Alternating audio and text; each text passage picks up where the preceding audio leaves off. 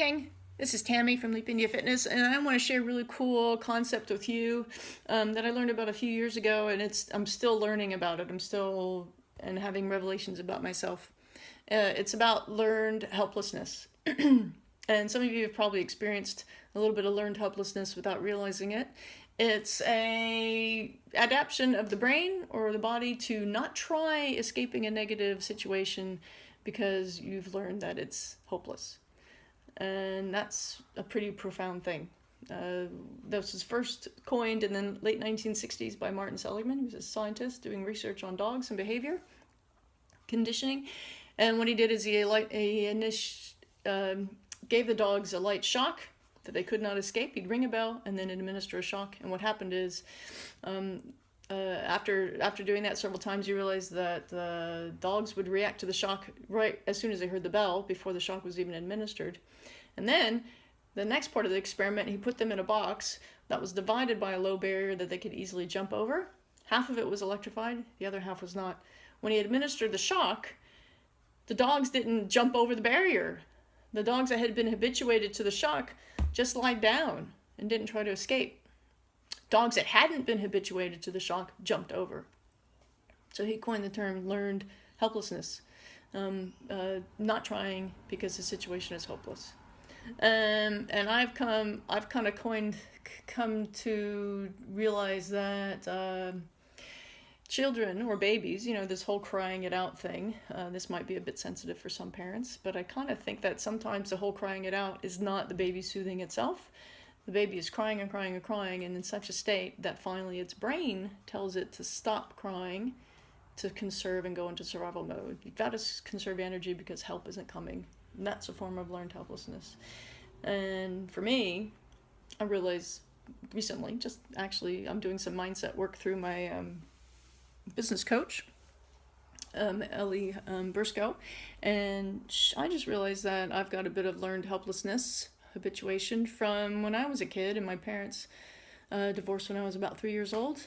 And I missed my mom. I lived with my dad and my two older brothers, and missed my mom a lot. And my father didn't know. He was dealing with his own emotion and wasn't sure how to deal with me, so I put myself to sleep crying a lot and missed my mom a lot. And I only just came to realize that throughout school I never asked for help. That really impacted my schooling in a lot of cases. Fortunately, I was a self-driven kid, so I worked through most of my problems or most of my scholastic issues, but I never asked teachers for help. And I always stayed to myself. And there's situations where, I look back, it's like, yeah, if I'd asked for help, that would have been a really, really good thing to do. But I never asked because of that. Well, I'm not going to ask for help because help's not going to come, and help's not going to give me the help.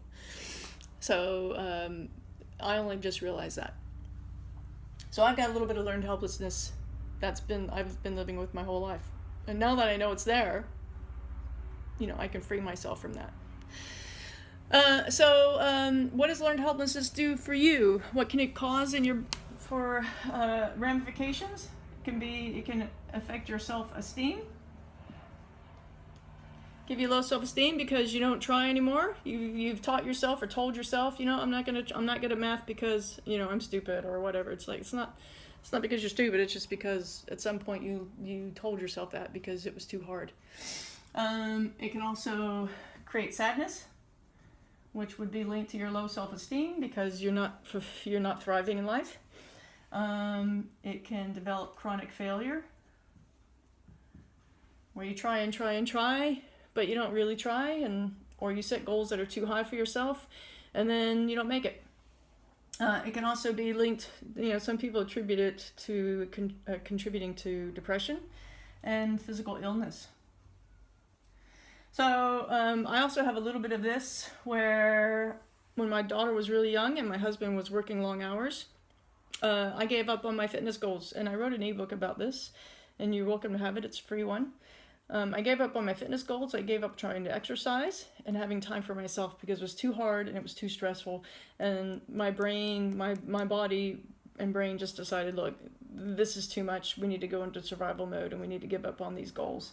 So my self-esteem suffered. I was sad all the time. And, it was a bit of a chronic failure because I can't do this. There's no time. And it also caused illness because I wasn't getting my exercise in, and I felt run down and tired and mentally unwell. So when I finally realized that after a year of not exercising and all this was happening, I needed help. And so I went and got help. And that is what my ebook is about. How I got help and how I brought myself out of that low, depressed mental state. So what does this mean? If you've had goals and you've given up on them, did you have some goals that you set and you didn't make? You know, a lot of times when we are starting a new thing, we get all gung-ho, we're all excited, and we set this goal, this really lofty, high goal, right? And that could be fitness. You know, it could be like, oh, I want to lose 20 kilos, or I want to lose 40 kilos, or I want to run a marathon, you know, next month. And we work at it, and we're really excited, and we work at it, and we get up to about this point, and then life gets in the way. You know, kids, family, work, pressures, whatever it is. We get up to this point, and then we can't make it anymore, and then what happens? We give up. And then we either descend back to where we were, or worse, we descend farther down, and now we're worse off than when we started. Well, what would have happened if you had set your goal at that mark? Well, you would have been successful, right? And you would have taught yourself that you can do this. But instead your goal was way up here, and you taught yourself that you can't. So when you're setting your goals, set reasonable goals that that are challenging, but also somewhat reasonable, right? And if you have learned helplessness, you can learn hope by setting reasonable goals. Set goals that you know you can achieve. You know, if you're suffering and you're not healthy and you're not happy and you know there needs to be change, then set a reasonable goal. Go outside and walk for 10 minutes, all right? And chances are you'll enjoy yourself and you'll find that you want to keep going. So just set that limit. If you set it at 60, an hour workout, you're not going to want to do it. But if you say 10-minute walk, and if I feel good, I'll keep going. Perfect. Do that for a while, or a 30-minute workout. I started out with 30-minute workouts at the gym, and my mentality went so much higher just from that 30 minutes of working out that I was starting to build hope again. So set a goal that's reasonable for you.